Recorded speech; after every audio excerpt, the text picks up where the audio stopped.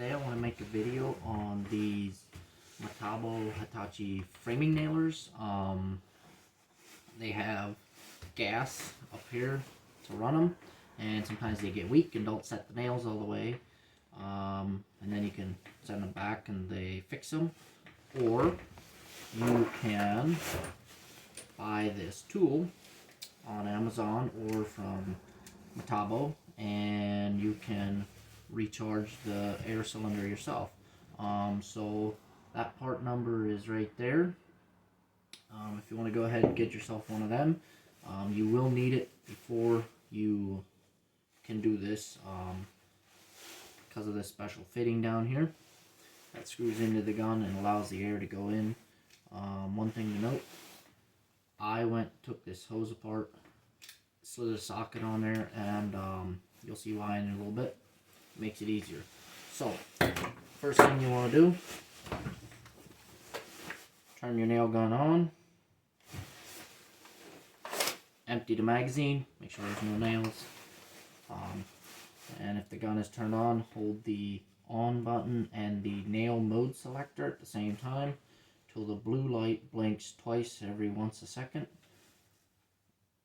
Once it's blinking fast, go ahead, pull the nail thing back, press the nose, pull the trigger, let off. Repeat the process about 5 to 6 times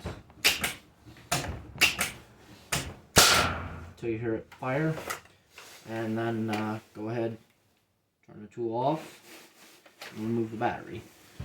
Now your firing pin is stuck out the bottom, which allows the maximum amount of air in here to fill the gun. So next step, you need to fill it a bit. Right here on the side of the gun, you take this screw out. Go ahead and remove the screw the whole way, otherwise you can't get it out. Go ahead, pop that plug off, and inside is the plug. You're going to need a 5mm socket. I put mine on a screwdriver so you don't want to over tighten these. So go ahead and remove the plug. The air will not come out at this time, so don't be scared of it. So go ahead, remove that plug, set it to the side, take your regulator, and this is why I put a socket on.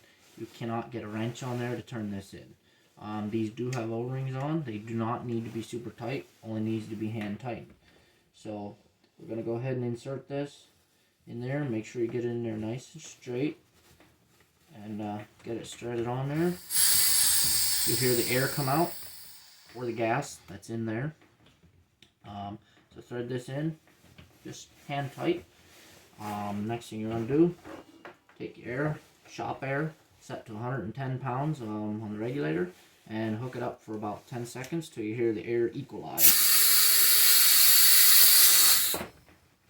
I had a little leak there on my hose, wasn't pushed in.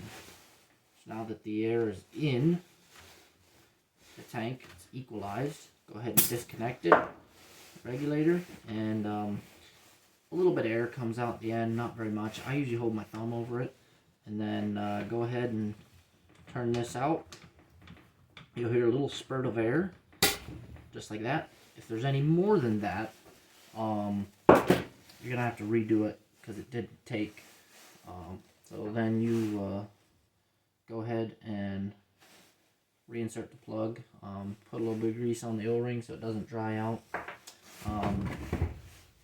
Down in the bottom there is a Schrader valve, which is the same as a car valve stem tire it would have in.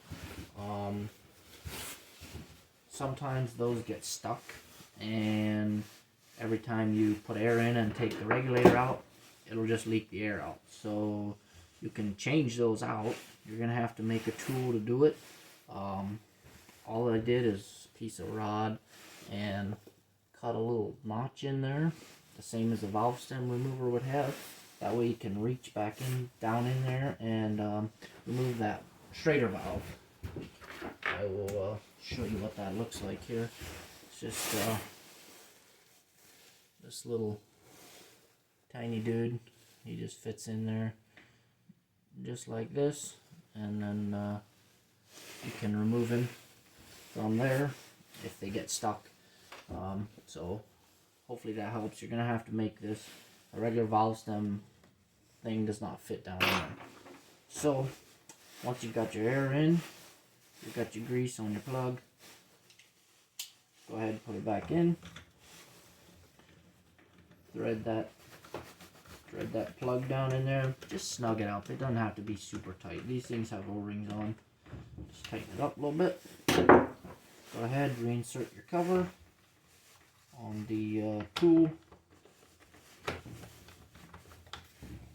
These covers are a little bit of a pain to get on and off. Not too bad, but a little bit. Go ahead, put your screw back in.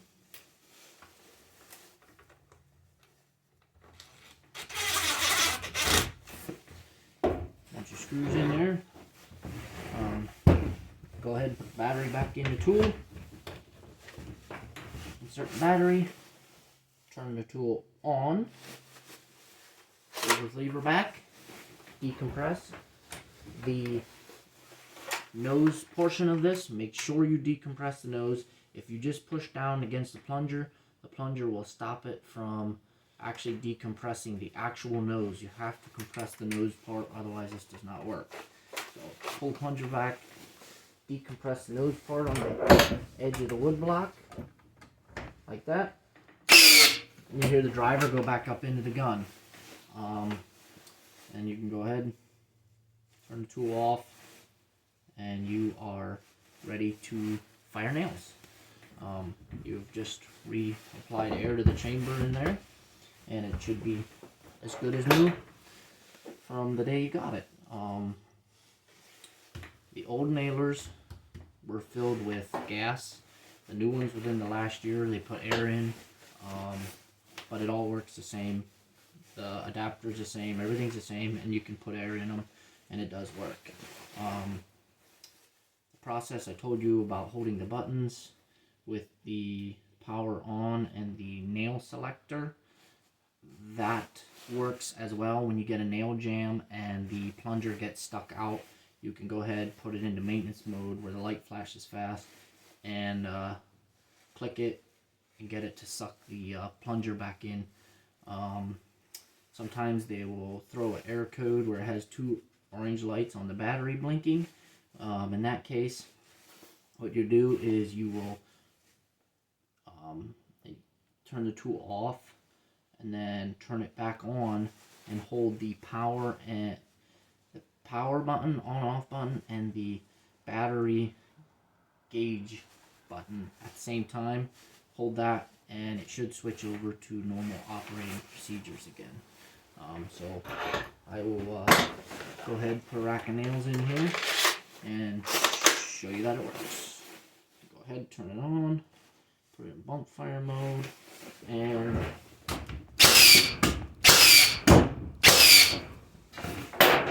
voila. This is a piece of hardwood dunnage. So hope that helps you guys out.